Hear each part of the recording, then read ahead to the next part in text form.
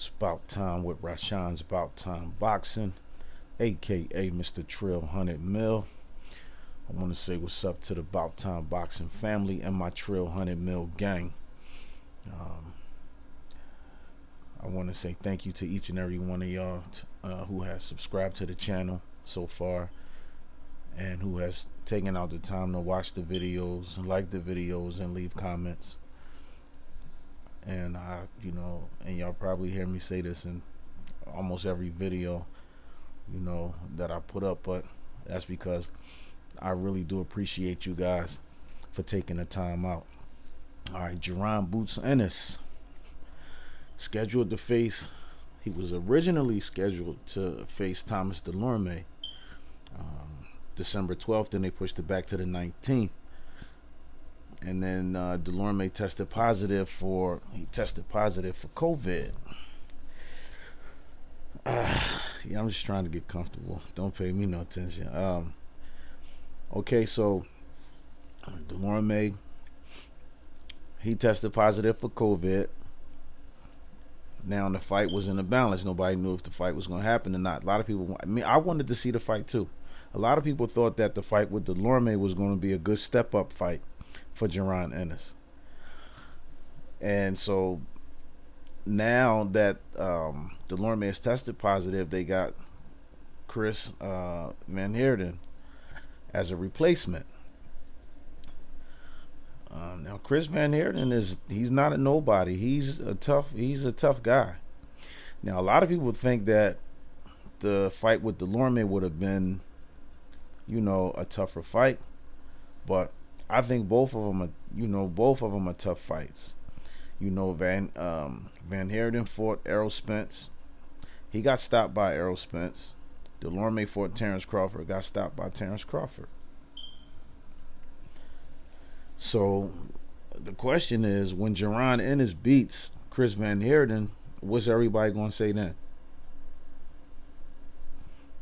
They gonna say, "Oh well, when Chris Van Heerden fought Errol Spence, he wasn't the same fighter. He was a different fighter. Oh, he older now, So he took the fight at the last minute." And to me, all of those is just excuses for people just basically, trying not to give Jaron Boots Ennis the credit that he deserves as a fighter, because everybody that he got in the ring with was supposed to be his greatest test to date, and for the most part he made it look easy. So that's a confirmation to how hard Jaron Ennis trains, because he don't take time off in between fights. He's always in the gym. He's a gym rat. He's always in the gym. That's a fact. He is always in the gym. And if you're an active fighter, regardless, you should be in the gym and you should be at your fight weight anyway, because you never know when you're going to get that call. So when Jaron Ennis beats Chris Van Heerden, so what's everybody going to say? Oh, he only beat him because he took the fight, on short notice. He wouldn't have beat Delorme. When is Jaron Ennis going to get the title shot that he deserves? Because in my opinion, he should already be a champion, or he should have already gotten his title shot. And all of the excuses are high risk, low reward, not with a major promotion. He hasn't fought anybody. Remember, Terrence Crawford not too long ago made the same statement. He said people say he didn't beat nobody, but he got a belt. People say, oh, he ain't really beat nobody. Oh, his opposition was weak. Terrence Crawford, his response was, I did what I was supposed to do with the people that they put in front of me. So guess what? That's what Booth's doing. He's doing what he's supposed to do with the level of opposition that they putting in front of him. What are you supposed to do? Not make it look easy if he can? I mean, just not, if you go back some months, he was only ranked in the IBF and he was ranked number 15. Then people talk about that too. His rankings is not high enough. Now you go back some months, he was ranked only with the IBF and he was ranked number 15. Now he's ranked with the WBC, the WBO, and the IBF. And I believe the rankings is 10, 11, and 11. So he must be doing something. He's 26-0 with 24 knockouts. How many more people he's supposed to beat or knock out before he gets a title shot? Sean Porter was vocal about not wanting to fight him. Robert the Ghost Guerrero and his father, they didn't want to fight him.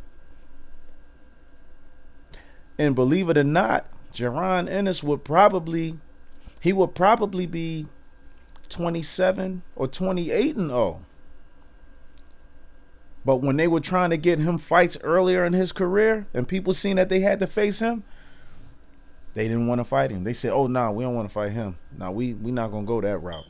We good. We not going to go that route. So if the top guys don't want to fight him, he got to fight the guys underneath them. And if those guys don't want to fight him, then he got to fight the guys underneath them. He got a job to do. He got to stay busy. What are you supposed to do? So, because I honestly want to know what y'all think, because I had people leave comments and saying, oh, well, his opposition is weak. He didn't really fight nobody. He not with a major promoter. Like, if y'all know about Cameron Duncan is not a nobody in the boxing industry. He's not a nobody. And I said it before, I say it again. It's almost like the same thing with Al Heyman. People always heard his name, but never saw the man. But you always heard his name. Cameron Duncan, Bob Arum. Carl Moretti, Todd DeBuff, those guys at top, they know Cameron Duncan. Ask anybody in the Al Heyman, ask anybody in the boxing world. They know who Cameron Duncan is. He was one of the top guys, one of the top matchmakers in boxing, period. Guided the careers of over 30 world champions. Straight up. He has his own promotional company now called NOW. Jaron is signed to NOW Promotions under Cameron Duncan. And I think they doing a beautiful job with how they bringing him along. Every fighter go through that process. Where in the early stages of your career, when they know that you're going to be something good, of course they going to feed you people. Every fighter went through it. No fighter who's at the top can ever say that they never went through that. Every fighter gets those gimme fights at, every now and then. Every fighter gets them.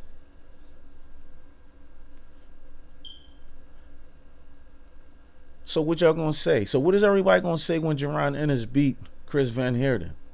Because when Errol Spence fought him, you know what Errol Spence said? Spence said, after I fight this guy, and if I beat this guy, then I'm not a prospect no more. I'm a top contender. Because Errol Spence considered his fight with Chris Van Heerden his step-up fight to show if he was ready for the elite or not.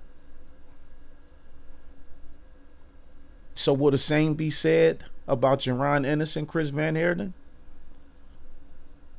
So if and when Jaron beats Chris Van Heerden, what's everybody going to say? Oh, he was a different fighter when he fought Errol Spence. He was better. Oh, he got old. He 33. That's not... Come on now. Please don't feed me that nonsense. Please don't. Don't get me wrong. Listen. Leave the comments. Because, like I said, I'm going to always, speak what I know to be the truth to y'all and always be as honest as I can. Give me the same thing. I always tell, if you agree with what I'm saying, give me the thumbs up. If you don't, give me the thumbs down. If you like what I'm saying, speak on it. Smash the like button. Hit the notification button. Even if you don't like what I'm saying, leave me a comment. Tell me why you disagree. Tell me why you feel like Jaron Ennis shouldn't either be champion already or deserves a title shot. Because I made a video not too long ago and I said,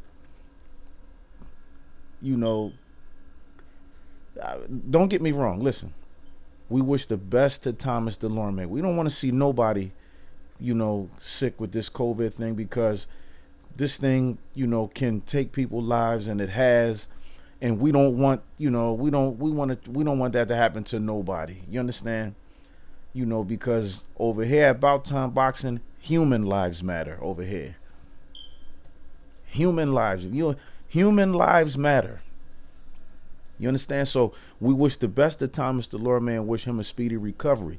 But what I'm saying is, I was saying, do you think that by him testing positive for COVID could be a blessing in disguise for Jaron? Because then maybe one of the champions that have to step up and fight him. But okay, they got a replacement, Chris Van Heerden. So after he beats Chris, what's next for Jaron Ennis? Will he get his title shot? Because he deserves it. What type of excuses are they going to come up with next? Because the high risk, low reward, I'm not going with that. The promotional thing, I'm not going with that. Because he fights on Showtime regularly. So he got the exposure. People know who Jaron is. And every welterweight in that division with a title knows who Jaron Boots Ennis is. So his name is ringing bells. Even when he did his interview with Brian Custer from Showtime, Brian Custer asked him, who do you think is the best at 147? He said, I am. Brian Custer said, gave him this look like, oh man, you got Udonis Ugas, you got Pacquiao, and you got Terrence Crawford, you got Errol Spence. He said, I'm the best at 147. I got the skills, I got the tools, I can do it all. And Chris Van Heerden is a southpaw. Jaron Ennis, orthodox. But just as effective fighting in the southpaw stance. One of the best, if not the best, switch hitter at 147. Don't get me wrong, I don't take nothing away from Terrence Crawford. When I watch Terrence Crawford do his thing, you know what I mean? He kind of remind me of Marvin Hagler. When he switch up, then he go to southpaw. He kind of remind me of Marvin Hagler a little bit. The way, a little bit. Just a little bit remind me of Marvin Hagler. But I'm talking about, man, listen. Jaron Ennis is one of the best switch hitters, if not the best switch hitter at 147. Make it look smooth, easy. Type of fighter that can fight from the southpaw stance and you still think he an orthodox. Like, that's how good he make it look. So he deserves his title shot. And please, people, don't say, he need to fight better opposition. He's calling the people out. He's not shy about it. He's calling the people out. They don't want to fight. And it ain't, high risk, low reward, ain't no low reward. High risk for them. And guess what? They lose the high reward that they get from other big money fights if they fight him and lose.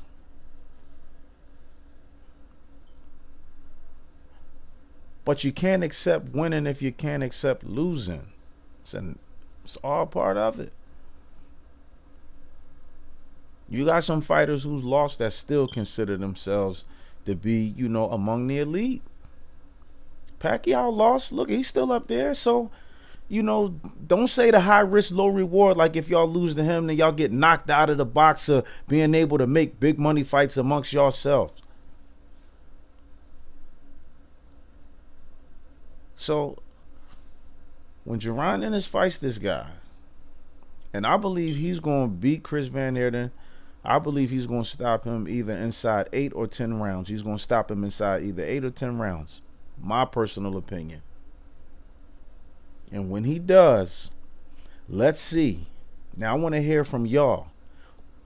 After Jaron Ennis beats Chris Van Heerden, which champion do y'all want to see him fight? Which champion do y'all want to see him fight?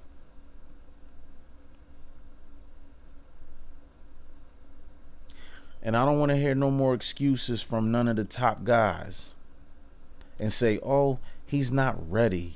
He's not seasoned enough. He's too green. No, the green is what y'all don't want to lose if y'all fight him. The big money green that y'all can make if y'all fight Jaron and lose. But you won't lose nothing. You won't.